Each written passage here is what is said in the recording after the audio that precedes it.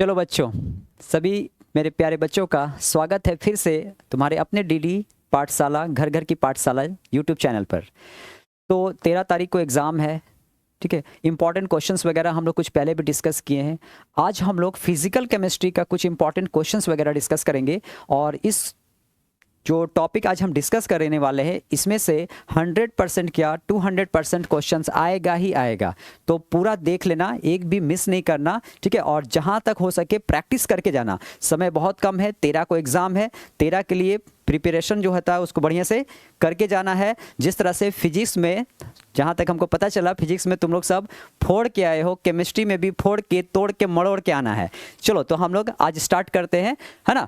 तो ध्यान से पढ़ना और जो बताते हैं उसको जा करके जाना है, उसके बाहर क्वेश्चन नहीं आने वाला है, क्वेश्चन इसी में से आएगा, ठीक है। तो आज हम लोग फिजिकल का तीनों लेसन डिस्कस करेंगे।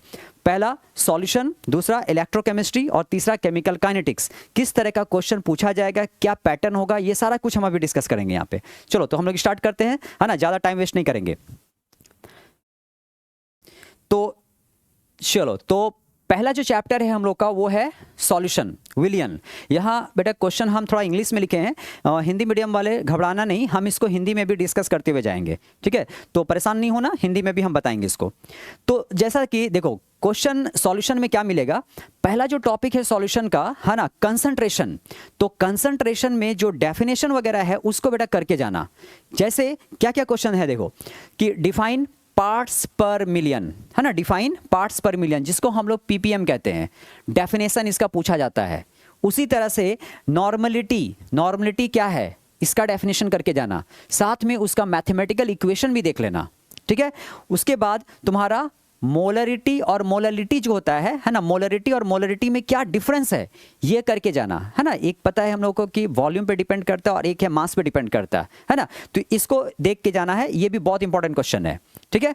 उसके बाद देखो एक क्वेश्चन इस टाइप का तुमको मिलेगा जो नॉर्मल क्वेश्चन से थोड़ा सा हट करके है। क्या है क्वेश्चन, कि जैसे क्वेश्चन कह रहा है यहाँ पे 6.02 into 10⁻20 molecules of urea are present in 100 ml of its solution, ठीक है। What is the concentration of the urea in the solution. देखो ध्यान से समझो क्वेश्चन क्या कह रहा है। क्वेश्चन कह रहा है क्या, कि 6.02 इंटू 10⁻20 मोल यूरिया है जो 100 ml विलियन में मौजूद है। तो उस विलियन का पूछा जा रहा है सांद्रता क्या होगा, है ना, सांद्रता क्या होगा। तो सांद्रता को यहाँ पे देखो कैसे हम लोग निकालेंगे। ये जो नंबर, ये जो दिया हुआ है ना मॉलिक्यूल्स का नंबर, हम लोग क्या करेंगे, इस मॉलिक्यूल्स को मोल में चेंज कर लेंगे और मोल में चेंज करके उसके बाद इसको कंसंट्रेशन को मोलरिटी के टर्म में आराम से बता देंगे। क्योंकि यहाँ पे देखो वॉल्यूम दिया हुआ है ना, वॉल्यूम दिया हुआ है, और यहाँ पे क्या है, नंबर ऑफ मॉलिक्यूल्स है। तो हम लोग क्या करेंगे, मोल में कन्वर्ट कर देंगे इसको, ठीक है। चलो तो देखो कैसे करेंगे वो हम तुम लोगों को बताते हैं। देखो यहां पर क्या है, नंबर ऑफ मोल्स कितना दिया हुआ है, नंबर ऑफ मोल्स दिया है यहां पर 6.02 मॉलिक्यूल्स दिया हुआ है ना, इंटू 10⁻20 इतना मॉलिक्यूल्स है, इतना मॉलिक्यूल्स है, ठीक। अब क्या करो, इसको मोल में चेंज कर दो। हम लोग को मालूम है, देखो हम लोग को मालूम है कि 6.022 इंटू 10⁻23 मॉलिक्यूल्स जो होगा, है ना, मॉलिक्यूल्स होगा वो इक्वल टू होगा 1 मोल के बराबर, 1 मोल के बराबर। करना क्या, सीधा इतना मॉलिक्यूल्स में कितना मोल है निकाल लेना, यूनिटरी मेथड लगा देना सीधा सा। क्या है कि इतना मोल, इतना मॉलिक्यूल्स बराबर 1 मोल, तो 1 मॉलिक्यूल्स किसके बराबर हो जाएगा, 1/6.022 इंटू 10⁻23 मोल के बराबर होगा। तो यहां कितना दिया हुआ है, ध्यान से देखो, यहां दिया हुआ है 6.02 इंटू 10⁻20, तो इसको निकाल लो। तो इसलिए 6.02 इंटू 10⁻20, है ना, ये जो मॉलिक्यूल्स होगा इसमें कितना मोल होगा, चलो निकाल लेते हैं। तो 1/6.02, ये 2 को हटा देना क्योंकि ये डाटा जो है 6.02 है ना, कैंसिल हो जाएगा, फालतू का एक 2 लेके बढ़ना आगे, इंटू 10⁻23 इंटू कितना हो जाएगा, यहाँ हो जाएगा 6.02 इंटू 10⁻20, ये दिया है ना। आराम से ये और ये कटा, और इसको अगर हम लोग कैलकुलेट करते हैं तो कितना आ गया, देखो 10⁻−3, 10⁻−3 है ना, ये निकल गया क्या, मोल, ये मोल निकल गया।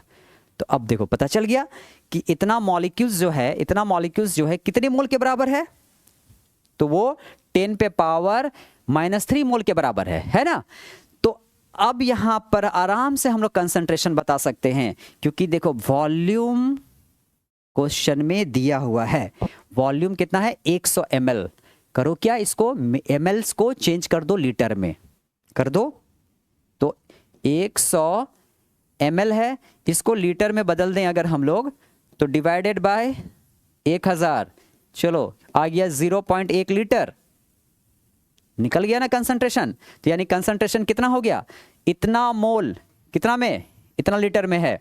तो देखो कंसंट्रेशन आप कैसे निकालेंगे, देयरफॉर मोलरिटी, हिंदी में बोलते हैं, चलो हिंदी लिख देते हैं, हिंदी में इसको मोलरता, हम मोलरता में निकाल रहे हैं, मोलरिटी में, मोलरिटी। और कैसे निकालते हैं मोलरिटी, नंबर ऑफ मोल्स जितना है उसको ले लिए ऊपर और डिवाइड कर दिए वॉल्यूम से, 0.1 नीचे, 0.1 नीचे आ गया ना आंसर।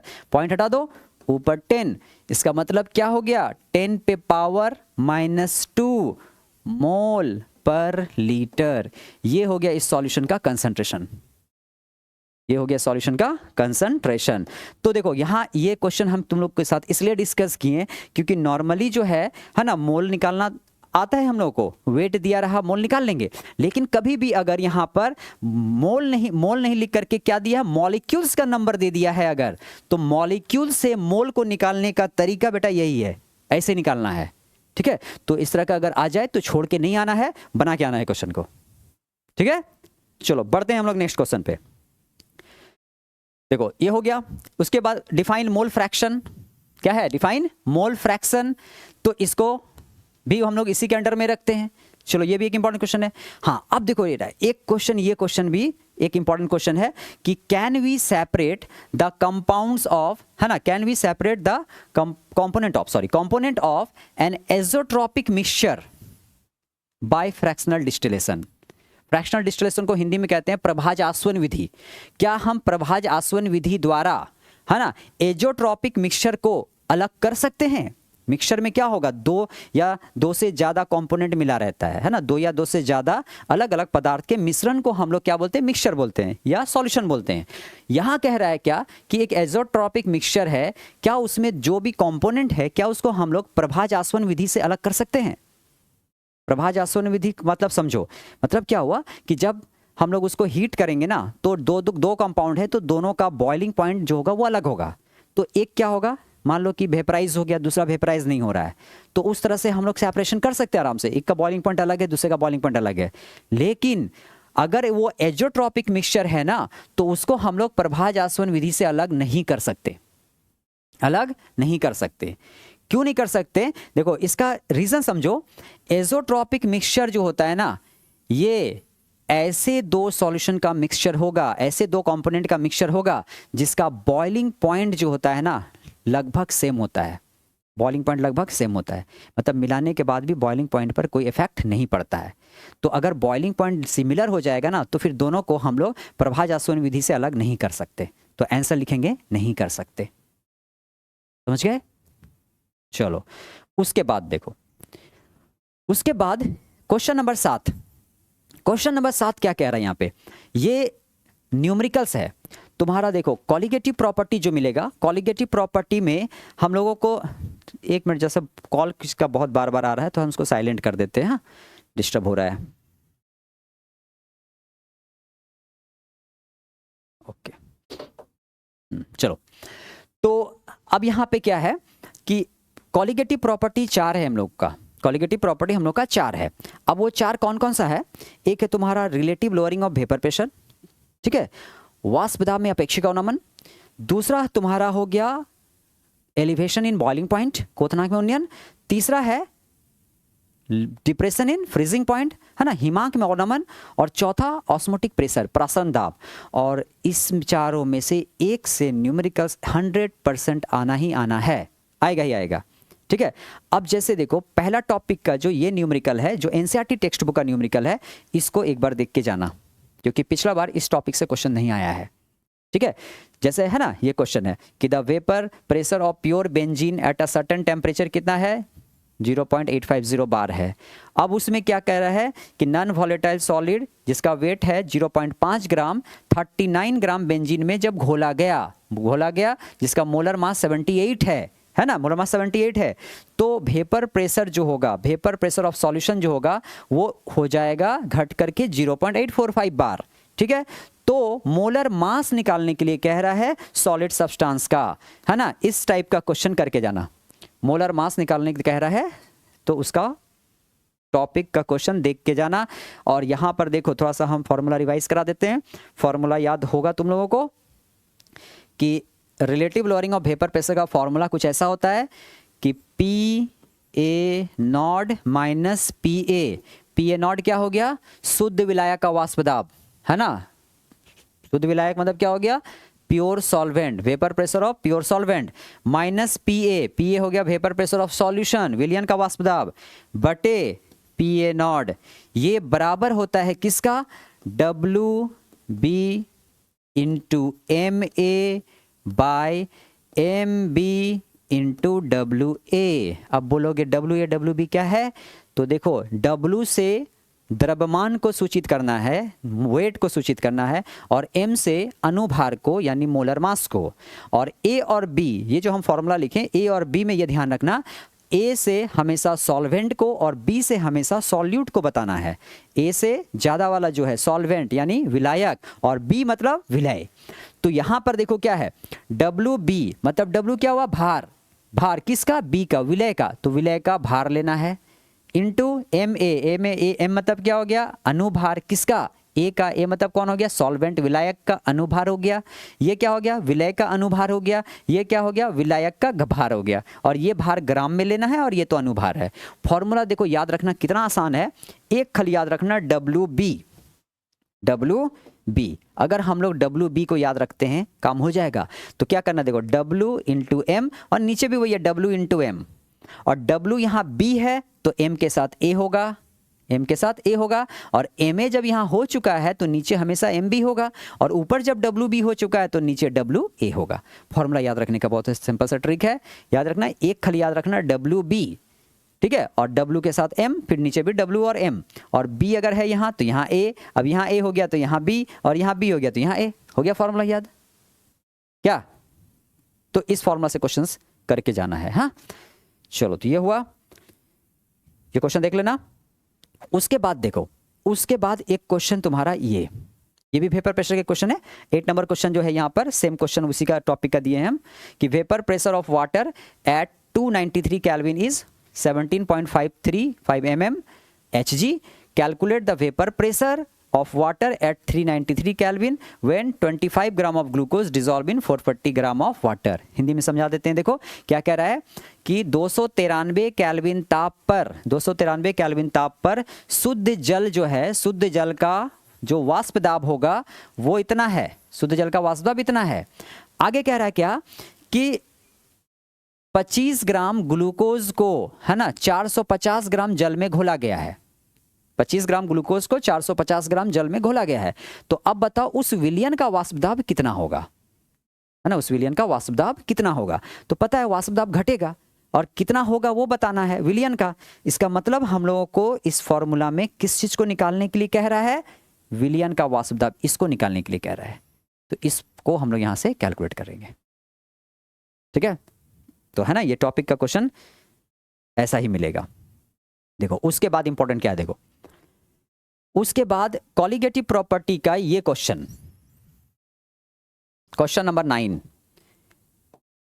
जो हिमांक में अवनमन का सवाल है। हिमांक में अवनमन कैसा क्वेश्चन है, यहां पे देखो कह रहा है calculate the mass of ascorbic acid. Ascorbic acid कहते हैं विटामिन सी को, है ना, विटामिन सी का केमिकल नाम है एस्कॉर्बिक एसिड, जिसका फॉर्मूला है C6H8O6, ठीक, to be dissolve in 75 gram of acetic acid to lower its melting point by 1.5 degree Celsius, Kf equal to 3.9 Kelvin kg per mole, Kelvin kg per mole। Hindi में समझाते हैं, समझ लो question क्या कह रहा है। क्वेश्चन कह रहा है क्या कि 75 ग्राम एसिटिक अम्ल में पूछा जा रहा है कितना एस्कॉर्बिक एसिड घोला जाए, विटामिन सी घोला जाए कि वो उसके हिमांक को, है ना, फ्रीजिंग पॉइंट को घटा दे। कितना घटा दे? 1.5 डिग्री सेल्सियस घटा दे, 1.5 डिग्री सेल्सियस घटा दे। ठीक है, तो ये बताना है, यानी क्या बताना है? एस्कॉर्बिक एसिड का मात्रा बताना है कि कितना उसमें ऐड करेंगे कि ये इसका घटा देगा। समझ में आ गया क्वेश्चन? अब देखो फॉर्मूला इसका भी याद होना ही चाहिए, बट एक बार फिर से हम रिवाइज करवा देते हैं इस फॉर्मूला को। तो इसका फॉर्मूला क्या है? देखो, तो हिमांक में अवनमन का फॉर्मूला है हम लोगों का कुछ ऐसा, अनुभार निकालने के लिए mb बराबर kf into WB by delta TF into WA। कौन सा क्या चीज है? अब उसको एक बार बता दो। mb क्या हो गया? mb हो गया तुम्हारा, m मतलब क्या बताएं अभी? अनुभार। किसका? b का, यानी विलय का। तो mb हो गया विलय का अनुभार। ठीक, और ये बराबर किसका है? kf। kf क्या है? एक कांस्टेंट है जिसको हम लोग कहते हैं मोलल डिप्रेशन कांस्टेंट। हिंदी में कहते हैं इसको मोलल अवनमन स्थिरांक, मोलल अवनमन स्थिरांक। फिर हो गया WB। WB क्या हो गया? तो विलय का भार, और ये ग्राम में, विलय का भार ग्राम में। डेल्टा TF क्या हुआ? हिमांक में अवनमन, जो हिमांक में कमी आया वो हो गया डेल्टा TF। और WA क्या हो गया? WA हो गया भार, किसका? विलायक का भार, और इसको लेना है केजी में। तो इस फॉर्मूला में ध्यान रखना, इसको केजी में रखना है, इसको ग्राम में रखना है ना, गलत नहीं करना बेटा, इसको ग्राम में हमेशा रखना, इसको हमेशा केजी में रखना। ठीक है, कभी उल्टा नहीं कर देना, या दोनों को ग्राम में लेके सॉल्व नहीं करना। और डेल्टा TF क्या हुआ? हिमांक में अवनमन, तो हिमांक में अवनमन जितना डिग्री घट रहा है वो हो गया डेल्टा TF। और KF का मान क्वेश्चन में तुम्हारा लिखा रहेगा, KF का मान लिखा रहेगा।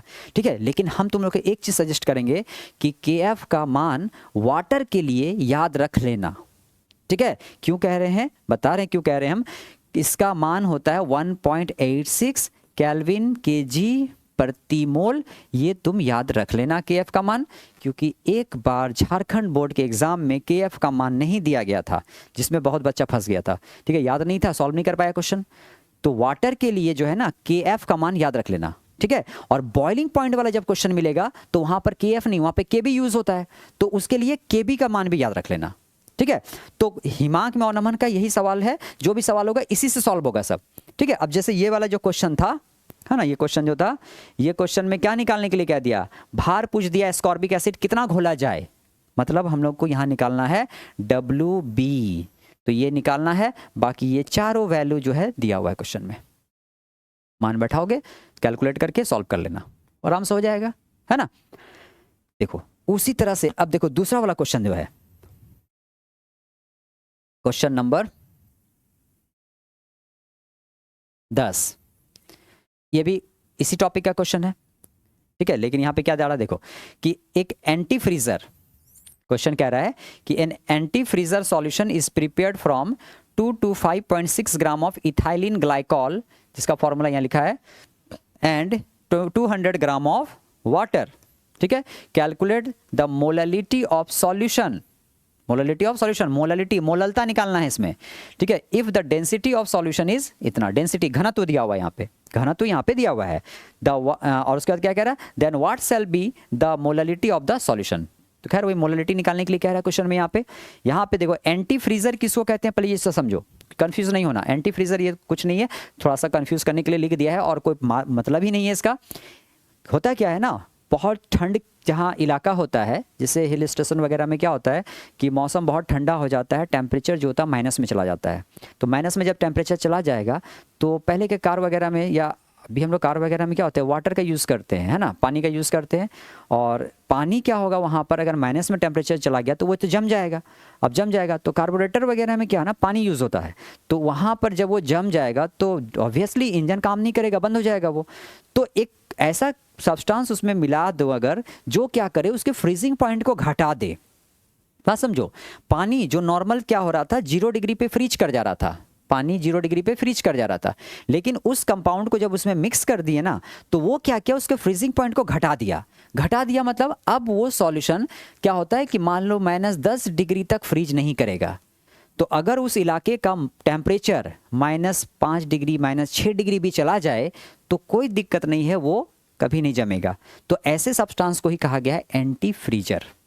जो फ्रीज होने से रोकता है, ठीक है, बस यही कह रहा है क्वेश्चन में। तो वही एंटी फ्रीजर है, कौन है, तो इथाइलिन ग्लाइकोल है, तो कोई मतलब नहीं है उससे, सीधा याद रखना। देखो इथाइलिन ग्लाइकोल इतना है और 200 ग्राम क्या लिया गया, इसमें पानी लिया गया है, दोनों को मिला के सॉल्यूशन बनाया गया। अब उस सॉल्यूशन का पूछ रहा है मोलरिटी कितना होगा, मोलरिटी कितना होगा। आराम से मोलरिटी निकाल लेना। क्या करोगे, जो भी विलय है ना, इसका मोल निकालोगे, वेट दिया हुआ है, मोलर मास इससे निकाल लोगे, मोलर मास निकाल लोगे, वेट हो गया। उसके बाद क्या दिया हुआ है यहाँ पे, और हम लोग को मोलरिटी निकाल के वॉल्यूम चाहिए, लेकिन यहाँ पानी का वॉल्यूम नहीं दिया है, यहाँ पे क्या दे दिया है, पानी का ग्राम में दे दिया है। तो ग्राम दिया है तो उसका डेंसिटी यहाँ पर दिया हुआ है, डेंसिटी गिवन है, तो ग्राम में वेट दिया हुआ है, डेंसिटी दिया हुआ, तो आराम से वॉल्यूम निकाल लोगे, क्योंकि डेंसिटी इज इक्वल टू क्या होता है, मास बाय वॉल्यूम, है ना। मालूम है ये फॉर्मूला हम लोगों को कि डेंसिटी जो होता है वो क्या होता है, मास अपॉन वॉल्यूम। तो कोई फर्क नहीं पड़ता, अगर हम लोग को मास दिया हुआ है, वॉल्यूम चाहिए होगा, तो वॉल्यूम इज इक्वल टू क्या हो जाएगा, जो भी उसका मास रहेगा बाय डेंसिटी। तो इस फॉर्मूला से हम लोग वॉल्यूम को आराम से निकाल लेंगे और निकालने के बाद मोलरिटी को निकाल देना, ठीक है। तो डरना मत ऐसा क्वेश्चन से, ऐसा क्वेश्चन आ जाए अगर कुछ सिंपल ढंग से नहीं पूछ के कुछ घुमा के पूछ दे तो डरना नहीं है, ऐसे ही सॉल्व करना है इस क्वेश्चन को, ठीक है। चलो उसके बाद देखो, उसके बाद एक सवाल तुम्हारा ऑस्मोटिक प्रेशर से, है ना। ऑस्मोटिक प्रेशर से ये कुछ क्वेश्चन हम बता रहे हैं, इसको करके जाना। क्या करके जाना, ऑस्मोसिस का डेफिनेशन कर लेना, ठीक। रिवर्स ऑस्मोसिस जरूर कर लेना, रिवर्स ऑस्मोसिस को देख लेना, ठीक। विपरीत प्रासरण जिसको हम लोग आरओ कहते हैं, है ना, RO refrigerant sorry purifier, water purifier में जो इस्तेमाल हो रहा है ना, तो वो कर लेना है। और ऑस्मोटिक प्रेशर, ऑस्मोटिक प्रेशर जिसको पता है हम लोग को कि पाई से रिप्रेजेंट करते हैं, है ना, और इसका फॉर्मूला भी याद होगा, pi equal to C R T, C हो गया concentration, R gas constant, T temperature, ठीक है। तो इस टॉपिक को, थ्योरी को देख लेना, ऑस्मोटिक क्या है, ऑस्मोटिक प्रेशर क्या है ना, और रिवर्स ऑस्मोसिस किसको कहते हैं, ठीक है। चलो ये हो गया। देखो उसके बाद ऐसा ही क्वेश्चन सेम टू सेम मिलेगा तुम्हारा बॉइलिंग पॉइंट का क्वेश्चन, कोई अलग नहीं, एकदम सेम सेम फॉर्मूला भी है, खाली वही बताया ना बी और एफ का फर्क है। देखो ये सवाल जो है, ये भी क्वेश्चन जो है एनसीईआरटी बुक से ही है, तुम लोग एनसीईआरटी बुक का क्वेश्चन को इग्नोर नहीं करना, है ना, एनसीईआरटी बुक का क्वेश्चंस को इग्नोर नहीं करना। एक्सरसाइज के अंदर का जो न्यूमेरिकल्स है उसको जरूर देख लेना एक बार, है ना, एकदम नहीं छोड़ना। देखो तो क्या कह रहा है, boiling point of water at 750 mm Hg is 96.63 degree Celsius. हम हिंदी में समझा देंगे अभी। How much sucrose is to be added, है ना, added to 500 gram of water such that boils at 100 degree Celsius, ठीक है। Molar elevation constant of water 0.52 kelvin KG per mole, kelvin KG per मोल, ठीक है। देखो अब समझो यहाँ पे क्या कह रहा है कि 750 mm, है ना, दाब पर, 750 mm दाब पर शुद्ध जल का क्वथनांक जो होता है वो दे दिया है कितना, 96.63 डिग्री, शुद्ध जल का क्वथनांक इतना है। अब कह रहा क्या कि अब बताओ कि 500 ग्राम जल है, तो 500 ग्राम जल में कितना, है ना, 500 ग्राम जल में कितना सुक्रोज घोलें, सुक्रोज मतलब चीनी घोला जाए कि इसका जो क्वथनांक है, क्वथनांक 96 से बढ़ करके कितना हो गया, 100 हो जाए, 96.63 से बढ़ के 100 हो जाए, कितना घोला जाए, ये सवाल है इसका। और Kb का वैल्यू दे दिया है, कितना घोला जाए मतलब समझे, भार निकालना है, W निकालना है, और क्या WB निकालना है। तो देखो फॉर्मूला नया नहीं है, यही फॉर्मूला है उसका भी, खाली क्या लगा, देखो फॉर्मूला इसमें क्या है, MB बराबर KB के एफ था वहाँ पे, यहाँ KB into WB by delta TB into WA।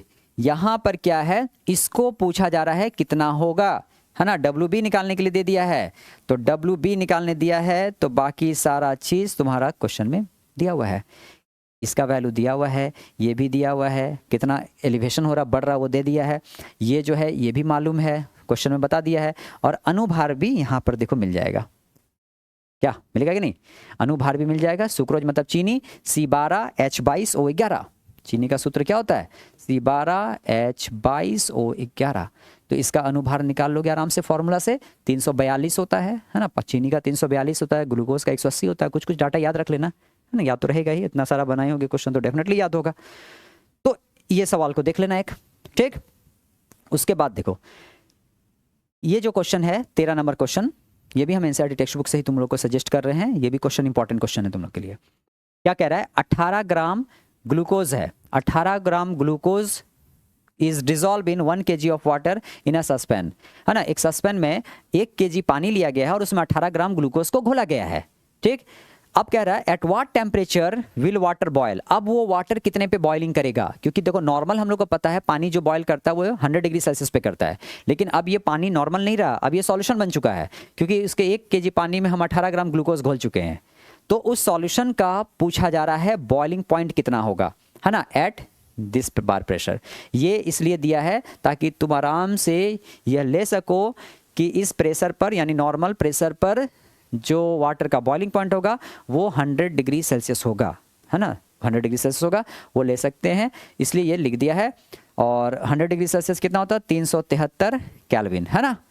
लेकिन देखो एग्जैक्टली अगर लोगे ना तो boiling point of water at atmospheric pressure 1 में जो होता है वो कितना होता है, 373.15 केल्विन होता है। अगर ये याद रहा तो इसी को लिखना, 373 नहीं लिख करके 373.15 लेके सॉल्व करना। ऐसे 373 ले लोगे तो एग्जामिनर नहीं काटेगा, नहीं काटना चाहिए, है ना, नहीं काटेगा वो, तभी चलेगा काम, ठीक है। तो ये क्वेश्चन है। उसके बाद देखो, उसके बाद एक क्वेश्चन है तुम्हारा ये क्वेश्चन नंबर 14 कि 45 ग्राम इथाइलिन ग्लाइकॉल, है ना, is mixed with 600 gram of water. 45 gram ethylene glycol को 600 ग्राम पानी में मिलाया गया है। अब वो पानी का फ्रीजिंग पॉइंट कितना होगा, फ्रीजिंग पॉइंट कितना होगा, ठीक है। और साथ ही साथ डिप्रेशन पूछा गया है कि फ्रीजिंग पॉइंट में डिप्रेशन कितना होगा, कितना कम होगा, और फ्रीजिंग पॉइंट कितना होगा, ठीक। और KF का वैल्यू बोले थे ना, याद रखना 1.86 केल्विन kg पर मोल, नहीं दिया रहा है क्वेश्चन में, अपने से लेके सॉल्व कर लेना। तो यहाँ पर डिप्रेशन पूछ दिया है कि कितना कमी आएगा, यानी डेल्टा TF निकालना है यहाँ पे बेटा, ठीक है। तो डेल्टा TF निकाल करके तभी ये सॉल्व कर लेंगे, समझ गए। क्योंकि प्योर वाटर का मालूम है हम लोग को, प्योर वाटर का फ्रीजिंग पॉइंट कितना होता है, 273.15 केल्विन। और मान लो इसका डिप्रेशन निकालें हम लोग, और वो डिप्रेशन आ गया कुछ हम लोगों का कि मान लो कि 0.1, है ना, केल्विन डिक्रीज हो रहा है, या 0.2 केल्विन डिक्रीज हो रहा है, तो प्योर का इतना होता है मालूम है, और इतना घट रहा है, तो इसको क्या करेंगे हम लोग, घटा देंगे, क्या घटा देंगे, सॉल्यूशन, है ना, निकल जाएगा इसका। चलो, तो एक ये क्वेश्चन को देख लेना है। उसके बाद देखो, उसके बाद क्वेश्चन नंबर 15 जो है, ये क्वेश्चन में भी क्या करना, देखो ये ऑस्मोटिक प्रेशर का क्वेश्चन है कि calculate the osmotic pressure in pascal, ये यूनिट दे दिया है, पास्कल में तुमको निकालना है, ठीक है। Exerted by the solution prepared by dissolving 1 gram of polymer, कोई एक पॉलीमर है, कोई एक बहुलक है 1 ग्राम, इसको घोला जा रहा है कितने में, मोलर मास जिसका है 185,000। अनुभार इतना हाई क्यों है, क्योंकि एक पॉलीमर है, बहुलक है, पॉलीमर कहते हैं जो लॉन्ग चेन, है ना, लॉन्ग चेन होता है हायर मोलर मास का, इसलिए इसका वैल्यू बहुत हाई है। और इसको घोला गया है 450 ml वाटर में, ठीक है, एट 37 डिग्री सेल्सियस। सवाल समझे, सवाल क्या कह रहा है कि 1 ग्राम कोई बहुलक है जिसका अनुभार इतना है, उसको 450 ml वाटर में घोला गया है 37 डिग्री सेल्सियस पर, तो उस सॉल्यूशन का ऑस्मोटिक प्रेशर, प्रासरण दाब क्या होगा, और उस प्रासरण दाब को बताना है किसमें, पास्कल में बताना है, किसमें बताना है, पास्कल में। तो देखो बेटा, पास्कल में निकलेगा नहीं, निकालना तुमको एटमॉस्फेयर में ही है, और एटमॉस्फेयर में निकाल करके उसको पास्कल में चेंज कर देना, ठीक है। और पाई निकालने का फॉर्मूला है ना, मालूम है, पाई इक्वल टू CRT या W/m/RT, ये फॉर्मूला है ना, इसी फॉर्मूला से सॉल्व हो जाएगा। अब इसी में देखो W क्या हुआ, भार, ठीक है, W भार दे दिया है कितना, 1 ग्राम मिल गया। M कितना है, अनुभार दिया हुआ है 185,000, ठीक है। T टेम्परेचर ये रहा 37 डिग्री, इसको खाली केल्विन में बदल देना, 273 जोड़ के हो गया। और R क्या हुआ, gas constant, R gas constant का वैल्यू 0.0821, है ना, लीटर एटमॉस्फेयर पर केल्विन पर मोल, लीटर एटमॉस्फेयर पर केल्विन पर मोल, ये इसका वैल्यू है। इसी वैल्यू को यूज करेंगे और आंसर जो आएगा पाई का वो एटमॉस्फेयर में आएगा, समझ गए। तो पहले एटमॉस्फेयर में निकाल लेना और उसके बाद उसको पास्कल में बदल देना। तो पास्कल का रिलेशन देखो, या रिलेशन याद होगा है नहीं, है ना, बनाई होगी जरूर ये क्वेश्चन कि 1 पास्कल जो होगा, 1 पास्कल नहीं, 1 एटमॉस्फेयर ले लेते हैं, एक एटमॉस्फेयर जो होता है वो 101325 पास्कल के बराबर होता है। तो जितना भी एटीएम आंसर आएगा इतना से मल्टीप्लाई कर देना, वो पास्कल में चेंज हो जाएगा। क्या हो जाएगा ना? चलो, तो इसको कर लेना, ठीक है। और इसका फॉर्मूला यही है ना, पाई इक्वल टू CRT या W/m/RT। तो इस टॉपिक का न्यूमेरिकल्स को देख के जाना, है ना। जैसा कि तुम लोग देखे हो, फिजिक्स के एग्जाम में एक भी न्यूमेरिकल्स नहीं आया है, एक भी न्यूमेरिकल्स नहीं आया है, ओनली डेरिवेशन आया है, ठीक है। लेकिन केमिस्ट्री के एग्जाम में 100% न्यूमेरिकल्स आएगा, ठीक है। इसलिए ये सोच के नहीं जाना कि फिजिक्स में नहीं आया है न्यूमेरिकल्स तो केमिस्ट्री में क्यों आएगा। जब फिजिक्स में नहीं आया है तो फिजिक्स में नहीं आया, केमिस्ट्री में एकदम 100% आएगा। बिल्कुल इसको करके जाना और छोड़ के नहीं आना, बना के आना। चलो, तो ये कुछ क्वेश्चंस हम डिस्कस कर दिए किस चैप्टर का, सॉल्यूशन चैप्टर का। अब बढ़ते हैं हम अगले चैप्टर, इलेक्ट्रोकेमिस्ट्री, जो कि बहुत ही लंबा चैप्टर है ना। अब इसका इंपॉर्टेंट टॉपिक्स देखो, क्या क्या करना है तुमको। देखो, सबसे पहला काम, इस चैप्टर में फैराडे लॉ मिलेगा तुमको, ठीक है। Faraday law of electrolysis. Faraday law of electrolysis क्या है, first law and second law दोनों कर लेना थ्योरेटिकल के लिए, और उसका न्यूमेरिकल्स जरूर करके जाना, क्योंकि वो न्यूमेरिकल्स अगर लॉन्ग में नहीं आता है तो शॉर्ट क्वेश्चन में जरूर आएगा, ठीक है। और ज़्यादा इधर उधर से करने की जरूरत नहीं है, ये भी हम बता देते हैं कौन कौन सा करके जाओगे। एनसीईआरटी टेक्स्ट बुक का 3 क्वेश्चन करके जाना सिर्फ, ठीक है। कौन कौन सा क्वेश्चन देखो, हम यहाँ पे भी एनसीईआरटी बुक्स का रखे हैं। ये देखो, क्वेश्चन नंबर 3.12, ठीक है, ये क्वेश्चन कर लेना, ठीक। 3.13 ये वाला क्वेश्चन कर लेना फैराडे का। 3.14 कर लेना, ठीक, सब फैराडे का क्वेश्चन है।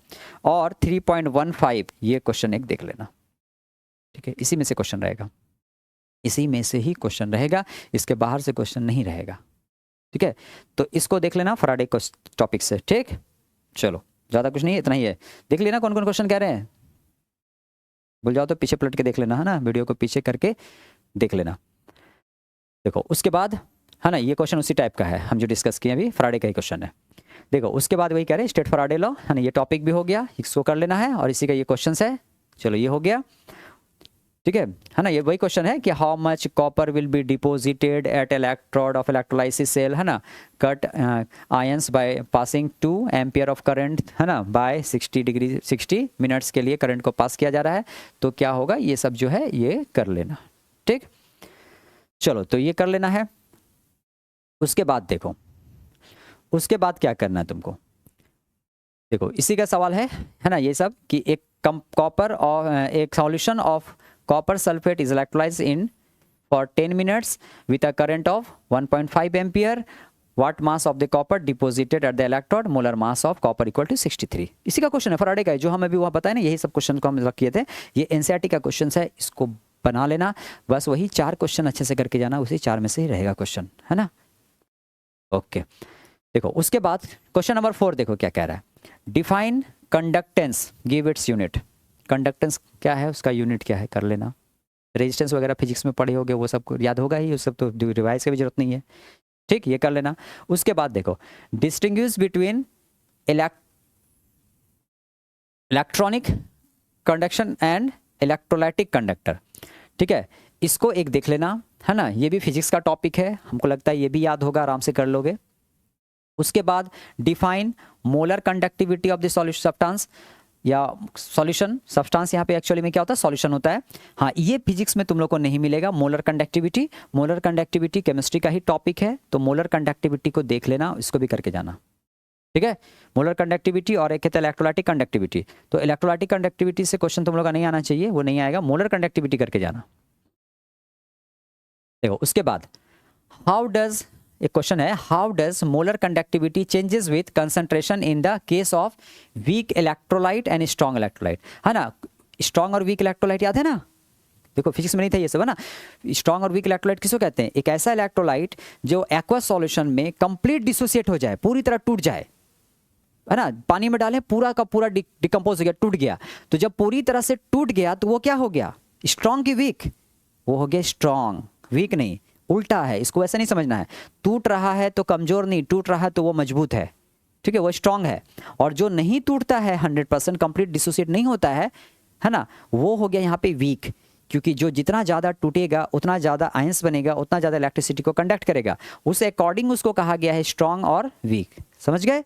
तो यहाँ वही क्वेश्चन सवाल पूछा गया है कि कैसे बिहेव करेगा, है ना, मोलर कंडक्टिविटी पर क्या इफेक्ट पड़ेगा। तो याद रखना, जितना ज़्यादा डिसोसिएशन होगा, जितना ज़्यादा पानी मिलाएंगे, डाइल्यूट करेंगे, उतना ज़्यादा टूटेगा, और जितना ज़्यादा टूटेगा उतना ज़्यादा मोलर कंडक्टिविटी होगा। समझ गए? तो वीक इलेक्ट्रोलाइट नहीं टूटेगा तो कंडक्टिविटी कम है, लेकिन डाइल्यूट जैसे जैसे करेंगे वैसे वैसे क्या होगा, कंडक्टिविटी बढ़ेगा। ठीक है, तो ये टॉपिक एक देख लेना तुम लोग, इसको नहीं छोड़ना। उसके बाद देखो, उसके बाद है क्वेश्चन नंबर 8 में state and explain Kohlrausch law. Kohlrausch law का क्वेश्चन आएगा इस बार, कोलास लॉ से इस बार क्वेश्चन आएगा। देखो इसमें ईएमएफ ऑफ सेल और कोलास लॉ, ये दो ही टॉपिक इंपॉर्टेंट है ही, चाहे ईएमएफ ऑफ सेल से क्वेश्चन आएगा और नहीं तो कोलास लॉ से क्वेश्चन आएगा। ठीक है, दोनों में से एक से न्यूमेरिकल आएगा। ठीक है, कैसा न्यूमेरिकल अभी हम डिस्कस करेंगे, दिखा रहे वो भी। ठीक है, तो इसको करके जाना, कोलास लॉ क्या है करके जाना। देखो उसके बाद 9 number question, what is the sign of delta G. Delta G से क्वेश्चन देखो मिलता है, delta G for electrolytic cell. Delta G क्या हुआ, गिब्स फ्री एनर्जी चेंज, जिसको हम लोग मैक्सिमम वर्क भी बोलते हैं। ठीक है, maximum work that can be obtain from the cell. किसी सेल से हम लोग अधिकतम कार्य कितना प्राप्त कर सकते हैं, उसी को डेल्टा जी से रिप्रेजेंट करते हैं। और डेल्टा जी है ना, क्या है कि सेल से कितना कार्य हम लोग प्राप्त कर रहे हैं। और जब कोई तंत्र जो है, कोई सिस्टम जो वर्क करता है तो वो क्या होता है, वो नेगेटिव होता है। तो वही होगा यहाँ पे कि व्हाट इज द साइन, तो साइन क्या होगा, नेगेटिव होगा, डेल्टा जी नेगेटिव होगा इलेक्ट्रोलाइटिक सेल के लिए, क्योंकि इलेक्ट्रोलाइटिक सेल क्या होता है वो, अच्छा इलेक्ट्रोलाइटिक सेल, इलेक्ट्रोकेमिकल सेल नहीं, इलेक्ट्रोकेमिकल सेल करंट देता है, इलेक्ट्रोलाइटिक सेल करंट लेता है, तो क्या हो जाएगा, पॉजिटिव हो जाएगा, है ना। देखो क्या है कि जब किसी पे कार्य किया जाता है ना, और कोई कार्य कर रहा है, तो जो कार्य कर रहा है वो हुआ नेगेटिव, और अगर हम तंत्र पे कार्य कर रहे हैं तो वो हो गया पॉजिटिव। ठीक है, चलो तो एक ये हो गया। उसके बाद डिस्कस स्टैंडर्ड हाइड्रोजन इलेक्ट्रोड, इसको देख लेना। स्टैंडर्ड हाइड्रोजन इलेक्ट्रोड को कभी कभी क्वेश्चन में SHE लिखा रहता है, शी। ठीक है, स्टैंडर्ड हाइड्रोजन इलेक्ट्रोड, और कभी कभी इसका फुल फॉर्म पूछ देता है कि what is the full form of SHE। SHE का फुल फॉर्म क्या है, तो फुल फॉर्म क्या है, यही फुल फॉर्म इसका, है ना, स्टैंडर्ड हाइड्रोजन इलेक्ट्रोड। ठीक, देखो उसके बाद व्हाट इज सॉल्ट ब्रिज, लवण सेतु क्या है, एक बार ये देख लेना। लवण सेतु का डायग्राम वगैरह नहीं कुछ करना है, गैल्वेनिक सेल का डायग्राम वगैरह कुछ नहीं करना है ना। लवण सेतु क्या है और उसका फंक्शन क्या है, इसको देख लेना। ठीक है, लवण सेतु क्या है और उसका फंक्शन क्या है। ठीक, उसके बाद पोटेंशियल को देख लेना, है ना, कि ऑक्सीडेशन पोटेंशियल किसको कहते हैं और रिडक्शन पोटेंशियल किसको कहते हैं, है ना। इलेक्ट्रोड पोटेंशियल क्या है ना, इलेक्ट्रोड पोटेंशियल ये देख लेना, इलेक्ट्रोड पोटेंशियल। ठीक, चलो ये हो गया। उसके बाद क्वेश्चन नंबर 13 देखो, क्वेश्चन 13 कह रहा है कि what do you understand by the standard EMF of the cell, है ना। Standard EMF of the cell, standard मतलब क्या, मानक। तो मानक ईएमएफ जो होता है सेल का, वो उससे हम लोग क्या समझते हैं। और यहां कह रहा है derive the relation between standard EMF of cell and equilibrium constant, है ना। स्टैंडर्ड ईएमएफ ऑफ सेल यानी डेल्टा नहीं, ई सेल कैसा स्टैंडर्ड, और इक्विलिब्रियम कांस्टेंट Kc, इस दोनों के बीच संबंध को स्थापित करना है ना। संबंध स्थापित करना यानी डिराइव करके फॉर्मूला बताना है दोनों के बिटवीन क्या रिलेशन है। ठीक है, तो डेरिवेशन मिल जाएगा, इसका डेरिवेशन कर लेना, भूलना नहीं, है ना, लॉग Kc वाला। चलो तो एक ये हो गया। उसके बाद संचारण, देखो ये संचारण का जो टॉपिक है, व्हाट इज कोरिजन, संचारण किसे कहते हैं, और what are the factors which affect corrosion, संचारण को कौन सा, है ना, कारक प्रभावित करता है, कैसे हम संचारण को रोक सकते हैं। ठीक है, इसको एक बार देख लेना। ठीक है, और इसका एक मैकेनिज्म भी था, है ना, इलेक्ट्रोकेमिकल सेल मैकेनिज्म मेरे ख्याल से नहीं आना चाहिए, है ना, मैकेनिज्म नहीं आना चाहिए। रस्टिंग ऑफ आयरन, जंग लगने का प्रक्रिया जो है वो नहीं आना चाहिए। ठीक है, बट संचारण क्या है देख लेना। हाँ, लेकिन समय रहे तो पढ़ लेना एक बार, है ना। अगर बाकी टॉपिक्स हो गया है, समय है तो बिल्कुल देख लेना, बिल्कुल देख लेना। हम ये कभी नहीं कहेंगे कि छोड़ के जाना, है ना। नोट, कॉपी, बुक्स, टाइम मिले एकदम पूरा रिवाइज करके जाना। ठीक है, और जितने मेरे बच्चे हैं, है ना, जिनके पास मेरा नोट्स है, हम ये कहेंगे वो नोट्स को पूरा पढ़ के जाना, उसका हर क्वेश्चंस को बना लेना, उससे बाहर क्वेश्चन नहीं आएगा, क्वेश्चन उसी में से आएगा। ठीक है, तो ये कर लेना। और देखो अब बता रहे थे क्या, एक ईएमएफ ऑफ सेल का क्वेश्चन जो है वो कर लेना बेटा, है ना। ईएमएफ ऑफ सेल का क्वेश्चन, ईएमएफ ऑफ सेल का क्वेश्चन हम शायद इसमें डाले नहीं है अभी, हम दिखा देते हैं कैसा क्वेश्चन मिलेगा तुमको, जस्ट वेट।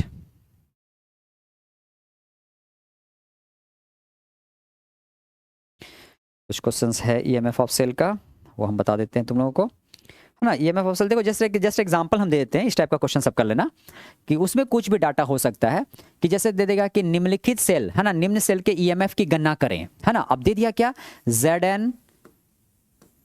Zn2 प्लस, इसका सांद्रता दे दिया 0.01 m, ठीक, डबल ऑब्लिक, इधर हो गया Cu2 प्लस, इसका सांद्रता है 0.1 m ऑब्लिक Cu, हो गया ये। अब इसमें दे देगा कि दिया है ना, गिवन दैट दिया है दोनों का स्टैंडर्ड मान E नॉट Zn2 प्लस से Zn बराबर, है ना, क्या होता है, तो ये हो जाता है -0.34 वोल्ट, और E नॉट Cu2 प्लस से Cu इसका मान होता है प्लस 0.47 वोल्ट या 46 वोल्ट, है ना, 0.46 वोल्ट, जैसे ये है, ठीक है। तो इस टाइप का क्वेश्चंस को करके जाना ईएमएफ ऑफ सेल से, है ना। ईएमएफ ऑफ सेल से अगर क्वेश्चन आता है तो ऐसा ही आता है, ठीक है। नस्ट इक्वेशन, है ना, कौन सा इक्वेशन का यूज करते हैं इसमें हम लोग, इसमें हम लोग यूज करते हैं नस्ट इक्वेशन। तो नस्ट इक्वेशन का न्यूमेरिकल्स एक ये वाला देख लेना और वो देख लेना, ठीक है। और एक न्यूमेरिकल्स इसमें और देखना, कौन सा, कॉलास लॉ का, कॉलास लॉ का न्यूमेरिकल्स एक देख के जाना। कॉलास लॉ का कौन सा न्यूमेरिकल, देखो इस टाइप का न्यूमेरिकल, जस्ट वेट, इस टाइप का न्यूमेरिकल, ये हमें एनसीईआरटी टेक्स्ट बुक कह दिए हैं, ऐसा न्यूमेरिकल याद आया देखकर, कहीं तो मिला था, पूरा साल पढ़े थे वहां तो मिला था ये क्वेश्चन, है ना। तो ये वाला कि lambda naught m for NaCl HCl NaAC तीनों का मान दे दिया है, इतना है, इतना है, इतना है, साइमन पर सेंटीमीटर स्क्वायर प्रति मोल, ठीक है। और कैलकुलेट करना है किसका, लैम्डा नॉट m HAC का कैलकुलेट करना है, समझे। और इसका देखो, इसका आंसर निकालने का एक सिंपल सा ट्रिक है, बाकी फॉर्मूला तो है ही जो है, एक सिंपल सा ट्रिक भी है, वो ट्रिक हम बता देते हैं, रिवाइज करा देते हैं फिर से तुम लोगों को कैसे निकालना है। ये निकालना किसका है वो देखो, निकालना है HAC का, ठीक, HAC का निकालना है। अब यहाँ पे देखो कि H किस में है और AC किस में है, तो ये तीन जो डाटा दिया हुआ है इसमें देखो H कहाँ पे है, H इसमें है, ठीक, इसमें, और AC किस में है, AC ये तीसरा वाले में, इसमें है, ठीक है। बचा कौन, NaCl, इसमें दोनों में से कुछ नहीं है ना। अब यहाँ पर करना क्या, जिसमें ये दोनों है ना, ये दोनों का वैल्यू को जोड़ देना, यानी इसको और इसको जोड़ देना, है ना। 425.9 और 91 इसको जोड़ देते हैं तो कितना आता है जोड़ने पे, देखो 9 5116, ठीक है, 9 और 2 11 और 4 है यहाँ पे 5 आ गया। तीसरा जो बच रहा है ना, इसको क्या करना, घटा देना, कितना है 126.4, घटा देते हैं। अब 126.4 घटाने के बाद देखो क्या आ रहा है, 5 में से 4 घटाओ, कितना, 9 में से 4 घटाओ 5, 0 में 0 हो गया यहाँ पे।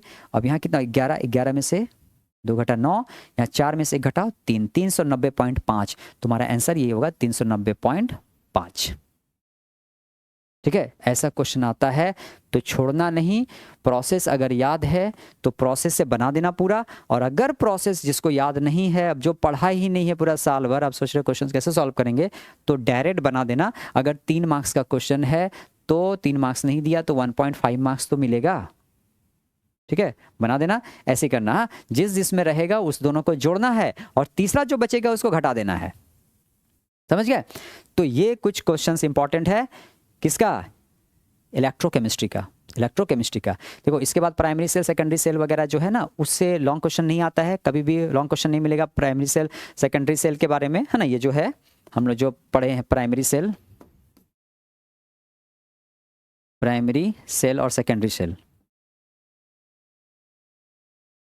ठीक है। अब ये सेल का पूरा डाटा वगैरह डायग्राम वगैरह मत रटना, ये सबसे कुछ नहीं आता है, बहुत आता है तो उसका सिर्फ रिएक्शन आता है ना, रिएक्शन आता है। और वो भी कौन कौन सा सेल था याद है ना, ड्राई सेल था, मरकरी सेल था,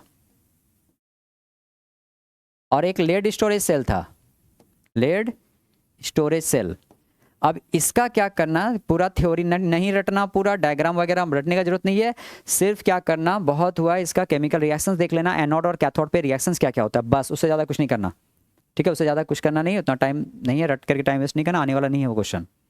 चलो, तो ये कुछ हो गया तुम्हारा सेकंड चैप्टर का क्वेश्चन। ठीक, अब बचा एक काइनेटिक्स, केमिकल काइनेटिक्स, उसका भी देख लो। केमिकल काइनेटिक्स, अब देखो केमिकल काइनेटिक्स का क्या क्या सवाल है तुम्हारा।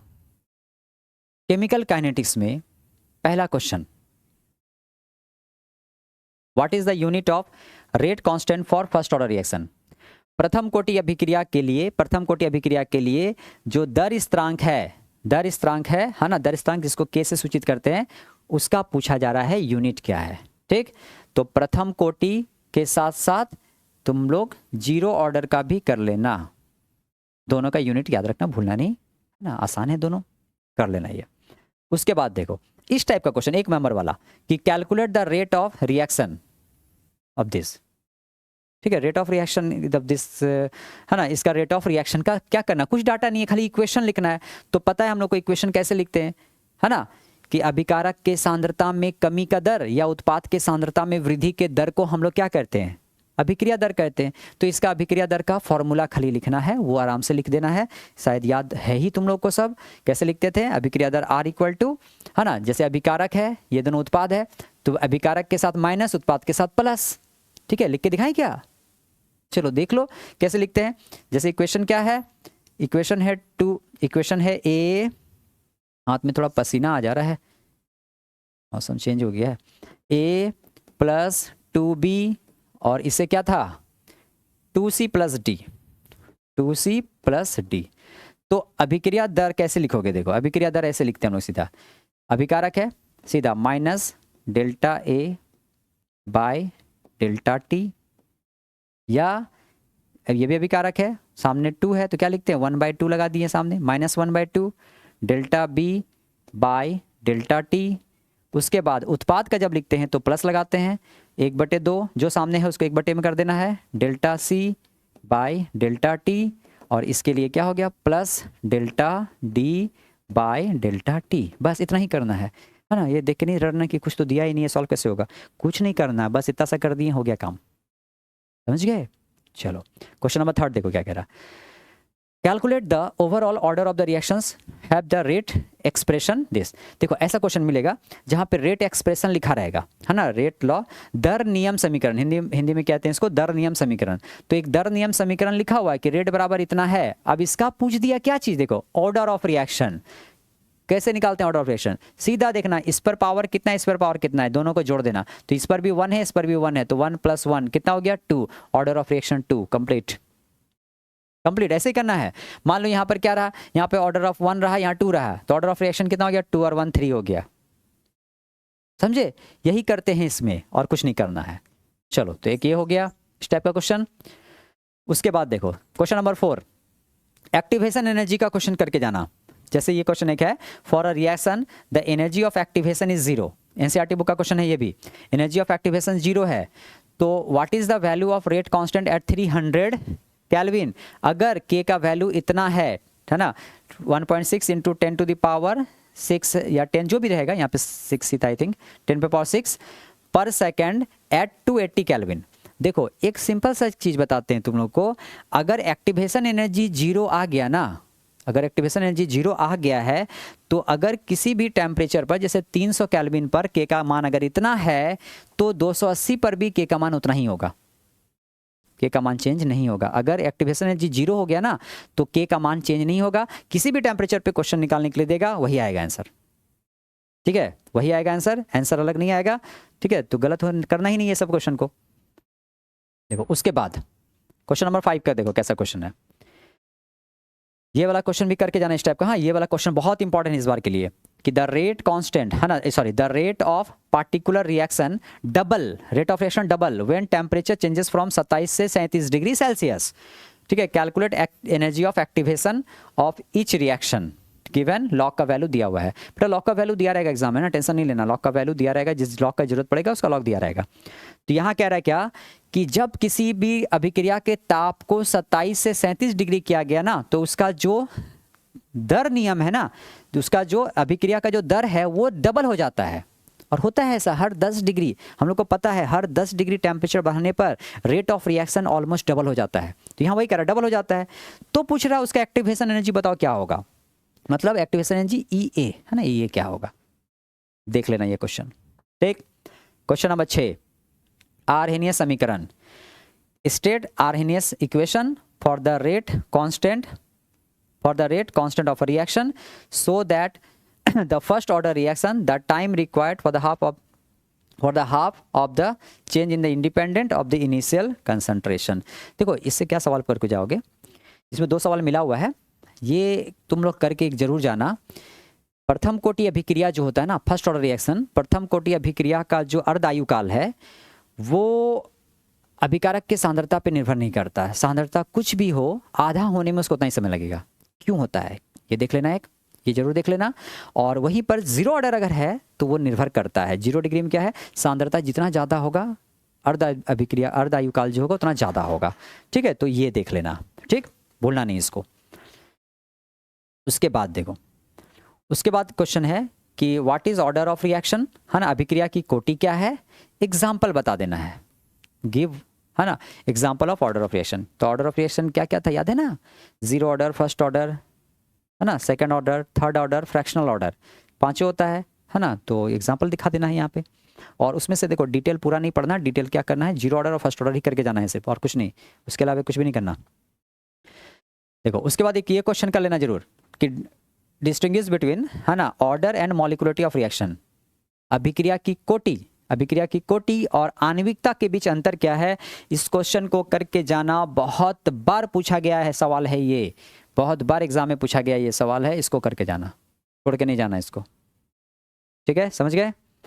उसके बाद देखो 9 नंबर क्वेश्चन, ये क्वेश्चन भी इंपॉर्टेंट है तुम लोग के लिए कि describe any 3 factors which affect the rate of chemical reaction. अभिक्रिया दर को प्रभावित करने वाले कारक बताना है। कारक हम लोग कई सारा पढ़ेंगे, सिलेबस में है, उसमें से जैसे 3 पूछ दिया, नहीं अब 3 का एग्जाम्पल दे देना। याद है ना क्या क्या था, सांद्रता, है ना, कंसंट्रेशन ऑफ रिएक्टेंट उस पर डिपेंड करता है, कैटलिस्ट का प्रेजेंस चेंज कर देता है, याद आया ना। तो वो सब देख लेना, फैक्टर्स देख लेना, नेचर पे डिपेंड करता है ना, उसको कर लेना एक। ठीक, उसके बाद देखो half order reaction, what is half order reaction, अर्धायु काल किसे कहते हैं देख लेना। और यहाँ जैसे दे रहा ना फर्स्ट ऑर्डर रिएक्शन का अर्धायु काल की गणना करें, ऐसा कि 0 ऑर्डर का, इसमें क्या है, find out the value of half life of the 0 order reaction. 0 order reaction करके चल जाना, 0 ऑर्डर रिएक्शन देख लेना इस बार, छोड़ना नहीं इसको। उसके बाद देखो question number 11, what are the important factors of which affect the rate of reaction. नहीं, ये क्वेश्चन हम रिपीट हो गया है, सेम चीज़ है, यहाँ पर 3 पूछा गया, यहाँ सारा फैक्टर पूछा, तो फैक्टर करके ही जाना है ना, ये क्वेश्चन रिपीटेड हो गया है, चलो हटा दे इसको। हाँ, और उसके बाद देखो ये वाला जो सवाल है ना, ये सवाल को भी देख लेना है। ठीक है, कि एक प्रथम कोटि अभिक्रिया को 99% होने में जो समय लगता है वो 90% होने में समय का 2 गुना होता है। एनसीईआरटी का बुक का क्वेश्चन है ये भी। ठीक है, कि अगर कोई अभिक्रिया है प्रथम कोटि का और वो अभिक्रिया मान लो कि 10 मिनट में 90% हो रहा है, तो उसको 99% होने में 20 मिनट लग जाएगा, यानी अगला 9% होने में उसको और उतना ही समय लग जाएगा। ये तुमको प्रूफ करके दिखाना है, तो प्रूफ करके दिखाना है तो इस क्वेश्चन को भी बना के जाना। ठीक है, इसको भी नहीं छोड़ना। ठीक है, और साथ ही साथ देखो एक वो वाला क्वेश्चन भी देख लेना तुम लोग कि अगर कोई प्रथम कोटि अभिक्रिया है, ध्यान से सुनो, अगर कोई प्रथम कोटि अभिक्रिया है ना, उसको मान लो कि 20% होने में 60 मिनट लगता है, 60 मिनट लगता है, तो उस अभिक्रिया को 60% होने में कितना समय लगेगा। इस टाइप का क्वेश्चन भी कर लेना, बहुत सारा क्वेश्चन मिलेगा इसको एनसीईआरटी में, या फिर जो भी बुक से तुम लोग बना रहे होगे या नोट्स वगैरह में भी, जो जहाँ भी पढ़े हो, मेरे पास भी पढ़े हो, समय मिलेगा। तो एक ये टाइप का क्वेश्चन को देख लेना, इसको छोड़ के नहीं जाना, समझ गए होगे। ठीक है, तो बाकी देखो, बाकी जो पढ़े हो उसके लिए तो सब आसान है ना, पूरा आसमान तुम्हारे लिए है, पूरा कॉपी भर के आना, नहीं पेन तोड़ के लिखना, है ना, पहले पेंसिल तोड़ के लिखा करते थे, आजकल पेन तोड़ के लिखते हैं, तो पेन तोड़ कर लिख देना। और जो नहीं तैयारी कर पाए हो, है ना, जिसका नहीं हो पाया है और किसी कारणवश अगर मान लो उसको नहीं पढ़ पाया है, माइंड डिस्टर्ब हो गया था किसी तरह से, तो वो लोग जो है जितना बताए हैं कम से कम उतना करके जाना, है ना, उतना करके जाना, या उसका आधा भी करके चले जाना, तो रिज़ल्ट ख़राब नहीं होगा। लेकिन है ना, लेकिन हम कह रहे हैं जो पढ़े हो वो फोड़ के ही आना, ठीक है। चलो तो आज के लिए इतना ही, ये टॉपिक कर लेना है। हम कल तुम लोगों को जो बाकी बचा हुआ टॉपिक है उसके भी कुछ इंपॉर्टेंट क्वेश्चंस बता देंगे, उसको भी कर लेना। और डरना नहीं है, एग्ज़ाम देना है ना। एग्ज़ाम बढ़िया जाएगा, पूरा साल भर मेहनत किए हो तुम लोग, है ना। साल भर मेहनत किए हो तो एग्ज़ाम डेफिनेटली बढ़िया जाएगा। एग्जामिनेशन हॉल में घबराना नहीं, क्वेश्चन को देख करके आराम से सॉल्व करना, सब बनेगा, ठीक है। और लास्ट डे हम क्या करेंगे, एमसीक्यू सारा एक बार रिवाइज करवा देंगे, है ना। एमसीक्यू जाने से एक दिन पहले, मतलब 12 तारीख को हम सारा एमसीक्यू तुम लोग को रिवाइज करवा देंगे, उसको भी एक बार करके चले जाना है, ठीक है। चलो तो आज के लिए इतना ही, गुड नाइट, अच्छे से पढ़ाई करो, है ना, और फोड़ के आना है।